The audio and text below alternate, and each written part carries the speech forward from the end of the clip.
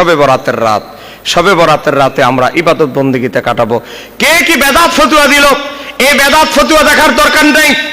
আজকে এই গোড়ায় নাজিরপাড়া দরবার শরীফ থেকে আমি চ্যালেঞ্জ করে যাচ্ছি, কেউ যদি বলে শবে বরাতে ইবাদত করলে গুনাহ হবে, শবে বরাতে দিনে রোজা রাখলে গুনাহ হবে, বেদাত হবে, অপরাধ হবে, গুনাহ হবে, আমি মাওলানা মুফতি শহীদুল্লাহ বাহাদুর আপনাদেরকে শত শত মানুষকে সামনে রেখে আমি আপনাদেরকে ঘোষণা দিচ্ছি, যদি কেউ বলে শবে বরাতে রোজা রেখে নামাজ পড়ে যদি গুনাহ হবে এই কথা বলে, আমি বলবো, আমি জিম্মাদারি নিয়ে আল্লাহর কসম দিয়ে বলছি, আমি সেই গুনার দায়িত্ব নিলাম।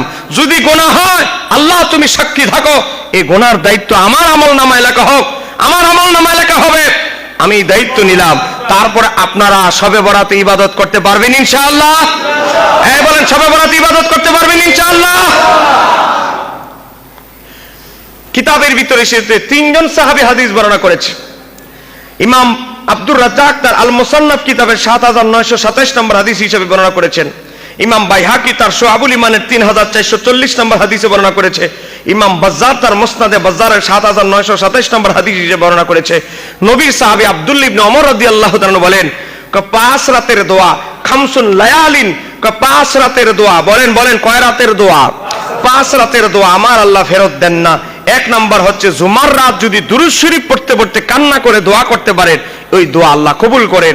নাম্বার 2, রজবের প্রথম রাত, এই রাতে যদি ইবাদত করে আল্লাহর দরবারে কান্নাকাটি করে দোয়া করতে পারেন।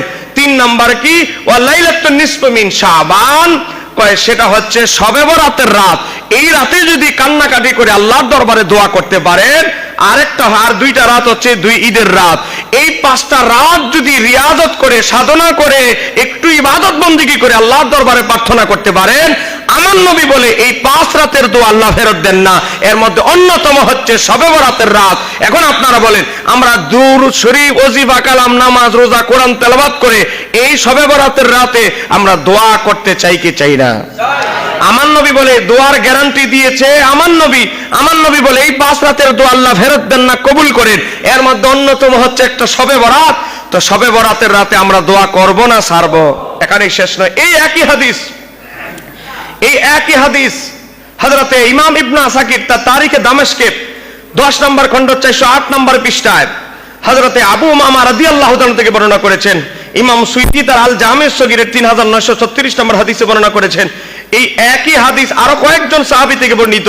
এজন্য ইমাম শাফি রাহমাতুল্লাহ আলাইহি তিনি বলতেন, ইমাম শাফি বলে, ক্বালা শাফি, হযরত ইমাম শাফি রাহমাতুল্লাহ আলাইহি বলেন, বালাগানা আন্নাহু কানা ইউকালু, আমাদের কাছে হাদিস পৌঁছেছে নবীর সাহাবীদের থেকে, আল্লাহর হাবিব থেকে ধারাবাহিকভাবে বিশ্বস্ত লোকের সূত্রে আমাদের কাছে হাদিস এসেছে, আমার আল্লাহ ইন্না দুআ, নিশ্চয়ই দোয়া, ইস্তাজাবু ফি খামসিল লায়ালিন, 5 রাতের দোয়া আমার আল্লাহ কবুল করে ফেরত দেন না। ইমাম শাফি বলতেছে, ইমাম শাফির মতো বুজুর্গ ব্যক্তি বলতেছে, সে 5 রাতের মধ্যে একটা রাত হচ্ছে ওয়া লাইলাতুন নিসফু মিন শাবান, শবে বরাতের রাত। তো শবে বরাতের রাতে আল্লাহ দোয়া কবুল করেন।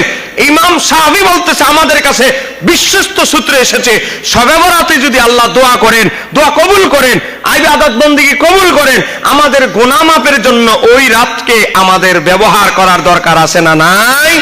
আরো যারা বলেন দরকার আছে না নাই? ইমাম শাফির কথাটা ইমাম বাইহাকি তার শুআবুল ঈমানের 3438 নম্বর হাদিসের আলোচনায় উল্লেখ করেছে। শবে বরাত যেই বলো আমরা শবে বরাত পালন করতেছি, করতেই থাকবো। যারা বেদাত বলবে তারা বেদাত বলতেই থাকবে। গত বছর বলেছিল এক ব্যক্তি, শবে বরাত ইবাদত বন্দেগী করার চেয়ে বেশ্যাখানায় রাত কাটানো উত্তম। জোরে বলে নাউজুবিল্লাহ, আরেকটু জোরে বলে নাউজুবিল্লাহ।